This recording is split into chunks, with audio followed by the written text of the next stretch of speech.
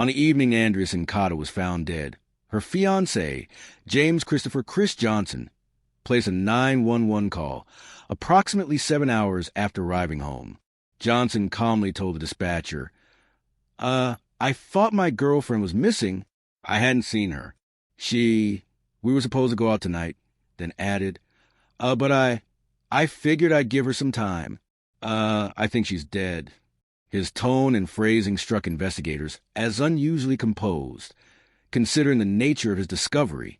According to Johnson, he returned to the small Arlington, Virginia apartment he shared with Andrea around dinner time after a shift at Home Depot. Upon arriving, he noticed the door was unlocked, something Andrea rarely did. Her light blue 1987 Honda Civic was not in the parking lot, which he found unusual. Expecting her to return shortly, he reportedly had a snack, took a shower, and did a load of laundry. He began calling Andrea's son, Kevin, several of her friends, and even a local hospital, trying to determine her whereabouts. Still, she remained unaccounted for. Later that night, Johnson said he dozed off around 11:30 p.m. When he awoke 2 hours later, something caught his eye. The bedroom closet door was mostly closed, even though Andrea always kept it open. When he opened the door, he found her body inside. She was cold to the touch. As investigators examined the apartment, Johnson reported that several items appeared to be missing: a roll of quarters, a jar of coins, some of Andrea's purses, and her car. He also noted that the carpet looked freshly vacuumed. Combined with the unlocked door and the unusual delay in reporting her disappearance, these details formed the initial foundation of a case that would soon grow more complicated. Following the discovery of Andrea Sincata's body, law enforcement's focus quickly turned to her fiancé, James Christopher Chris Johnson. Investigators found several elements of Johnson's behavior and statements to be concerning. His composed tone during the 911 call, particularly phrases like, "I think she's dead," did not align with what detectives typically expect from someone discovering a loved one's body. Further raising suspicion was the fact that Johnson himself located Andrea's car abandoned on the shoulder of the interstate, approximately 9 miles from their apartment. The clutch had been burned out, but there were no usable fingerprints or DNA evidence inside. Authorities brought Johnson in for questioning and subjected him to more than 20 hours of interrogation across 3 days. Under U.S. law, detectives are permitted to use deceptive tactics during interrogations, and in Johnson's case, they employed several. They falsely claimed that his fingerprints had been found on Andrea's body and that the medical examiner concluded she had been killed after he returned home from work. Despite this not aligning with the actual time of death, faced with this fabricated evidence, Johnson began to falter. In a recorded interview, when asked if he had placed Andrea in the closet, Johnson responded after a long pause, "I do not remember placing her in the closet. Based on what I've been told in this building, I can draw no other conclusion, i.e. that I must have placed her in the closet because they said my fingerprints were on her body." In another portion of the interview, detectives instructed him to imagine he had committed the crime. Johnson, appearing to enter a trance-like state, described hitting Andrea on the neck and watching her fall and hit her head. However, the autopsy revealed that Andrea had no significant head injuries. The official cause of death was cervical compression, strangulation, casting serious doubt on Johnson's imagined account. This major discrepancy would later become a turning point in the investigation, undermining the credibility of the statement and illustrating how deceptive tactics can result in unreliable narratives. Despite the absence of direct physical evidence linking Johnson to the scene, the case against him remained active, clouded by suspicion and uncertainty. As police maintained their focus on Chris Johnson, Andrea Sincata's son, Kevin Sincata, began to express serious doubts about the direction of the investigation. Kevin had always known Johnson as someone supportive and loving toward his mother during their 10-year relationship. He found it difficult to believe that Johnson could have harmed her. From the beginning, Kevin believed law enforcement was overlooking a critical lead, a man he referred to as a computer guy. Kevin recounted that a few weeks before Andrea's death, she had been walking outside her apartment with an old computer and printer she planned to throw away. A man working for a trash company encountered her in the parking lot. Although the company did not recycle electronics, the man expressed interest in taking the items for personal use. Andrea allowed him to follow her back into her home to collect the equipment. Following that encounter, Andrea stayed in contact with the man. She even called him days later when he had trouble setting up the computer. Johnson had spoken to him too. To Kevin, this casual interaction was unsettling. It had given an unknown individual access to Andrea's apartment and possibly insight into her personal life. Kevin pressed investigators to look more closely at this computer guy, believing the interaction might be connected to his mother's death. However, detectives later told Kevin that they had identified the man and ruled him out. Kevin remained unconvinced. As the investigation stagnated and Johnson remained under scrutiny, Kevin's frustration grew. Despite being only a grieving son, he took it upon himself to keep searching for answers. His persistence in urging authorities to re-examine this overlooked lead would later prove to be one of the most critical developments in the case. The identity of the mysterious computer guy was eventually confirmed as Bobby Joe Leonard, a man with a deeply troubling criminal history. Leonard was a registered sex offender, already known to law enforcement due to his extensive record of violent offenses. His connection to Andrea Sincata began when she offered him an old computer and printer outside her apartment, not knowing the kind of man he truly was. Just days after Andrea's murder in August 1998, Leonard was arrested for assaulting his wife. Following a short prison stint for that offense, he was arrested again, this time for a far more serious crime, the rape and attempted murder of a 13-year-old girl. In that case, the young victim had been choked and left in a closet. Details chillingly similar to Andrea's murder. Leonard was convicted and received a life sentence. Despite these disturbing facts and the close timing of the crimes, Leonard was initially dismissed as a suspect in Andrea's case. Authorities told Kevin Sincata they had questioned Leonard and cleared him, but Kevin remained unconvinced. Determined to find the truth, he took matters into his own hands by hiring a private investigator. Through this effort, he independently confirmed Leonard's identity and his connection to his mother. The parallels between the two crimes were too strong to ignore.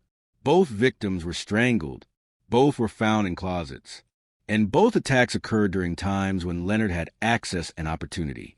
Yet for years, Leonard remained an overlooked suspect while the focus of the investigation stayed centered on Chris Johnson. This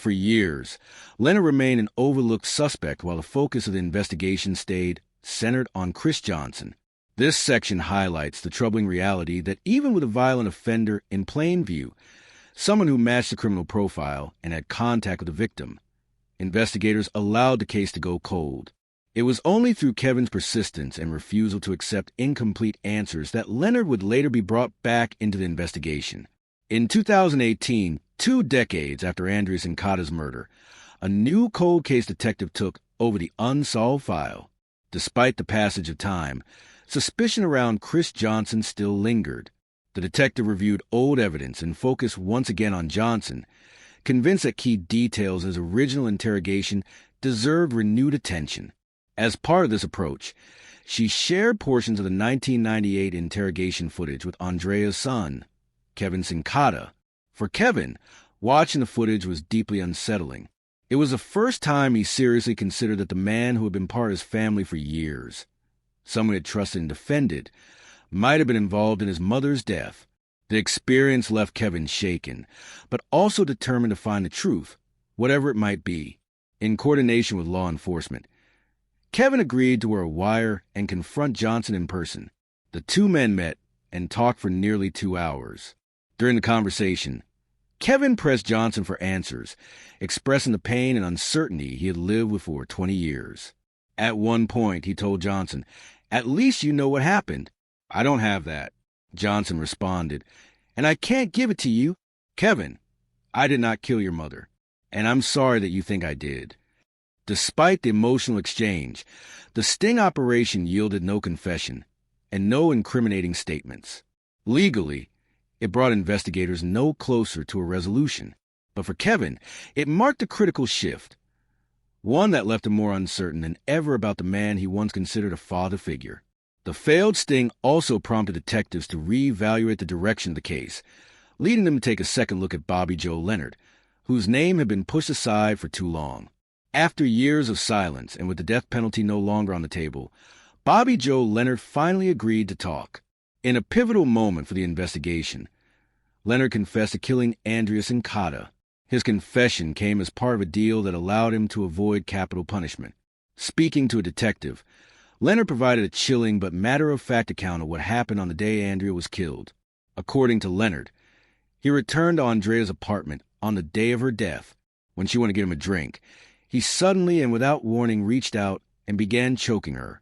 I just reached out with both of my hands and grabbed her by the throat and started choking her, Leonard said, and she just laid down on the ground. There was literally no struggle or fight or anything. He described the act as quick and effortless, with Andrea collapsing as he applied pressure to her neck. Leonard also admitted to stealing Andrea's car after the murder and abandoning it along the interstate. This aligned with what Johnson had reported to authorities after locating the vehicle himself in 1998. But Leonard's confession included an even more disturbing allegation. He claimed that his return to Andrea's apartment had not been spontaneous. Instead, he said he had been asked to go there by a gentleman he had once spoken to about the computer, someone he believed was Andrea's boyfriend. Leonard alleged that this man had offered him $5,000 to kill Andrea and instructed him to retrieve the money from a shoe hidden in the closet after completing the job. However, Leonard said he found no money and never followed up because he was arrested days later for assaulting his wife. This unexpected twist introduced the possibility of a murder-for-hire scheme, though Leonard's story was never supported by financial records, communications, or physical evidence. Still, the confession was a turning point. It closed a major gap in the case narrative, confirming Leonard as Andrea's killer. Yet it simultaneously reignited questions about whether Chris Johnson had played a role in orchestrating the murder. Questions that would soon play out in court. In 2021, more than 2 decades after Andrea Sincata's murder, authorities made the decision to arrest Chris Johnson. The arrest was based almost entirely on the testimony of Bobby Joe Leonard, who had confessed to killing Andrea and claimed he was hired to do so by a man he believed to be her boyfriend.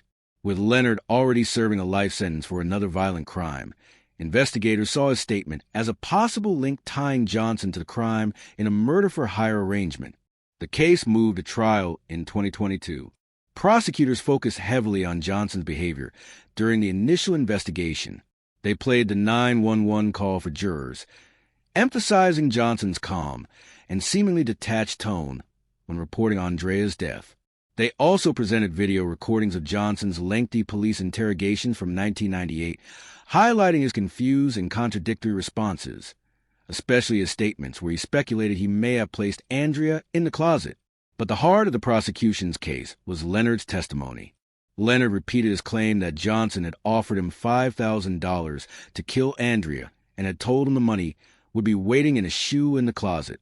He also described the details of the killing and his departure in Andrea's car, all of which aligned with elements of the original crime scene. Johnson's defense team, however, argued that Leonard's story was entirely self-serving. They told jurors there was no evidence, no financial trail, no written communication, no witness, and no surveillance footage to corroborate any murder-for-hire agreement.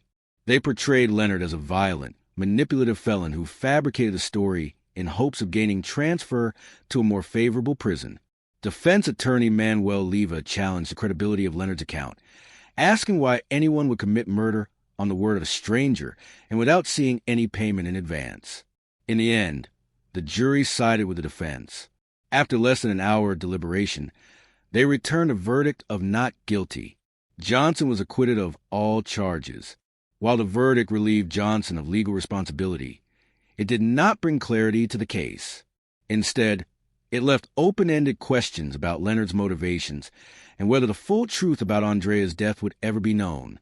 Following Chris Johnson's acquittal in 2022, attention returned to Bobby Joe Leonard, the man who confessed to the murder of Andrea Sincata.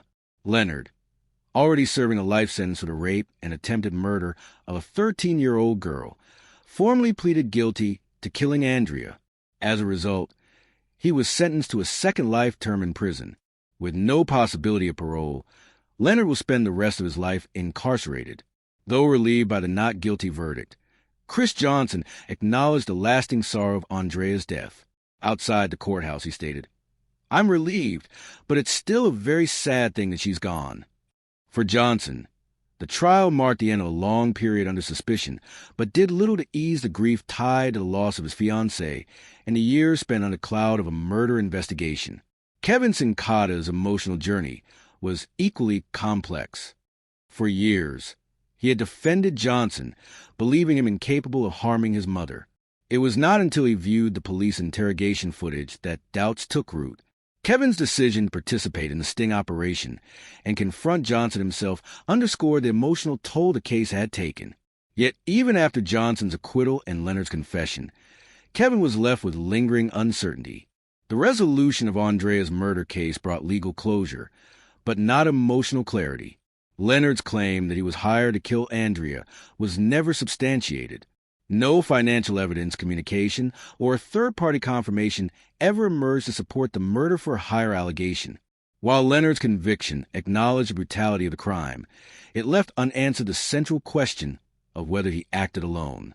After more than 20 years, Andrea Sincata's killer had been held accountable, but the full truth behind her death may never be known.